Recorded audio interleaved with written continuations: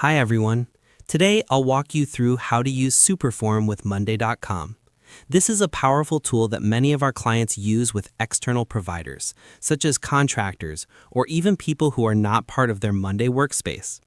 You can use it for accepting applications, proposals, or updating data efficiently. We'll be using an app called Superform, which is created by one of Monday.com's partners. They also have another cool app called Supermail, which I'll cover in another video. One of the main uses of Superform is allowing users to update items without logging into Monday.com. For example, you can create a form where someone selects a specific item, changes the status, adds information, or even adds a signature.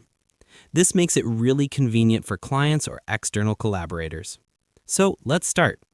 First, go to Apps in Monday.com and click Explore More Apps. Search for Superform, then add it to your board view. Once added, you can customize it from scratch. You can change headings, titles, and other information.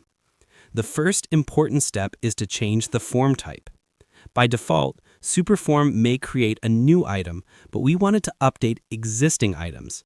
This allows anyone with the form link to update actual items directly. Next, you can configure settings such as which group the form applies to. You can also hide fields that users don't need to see.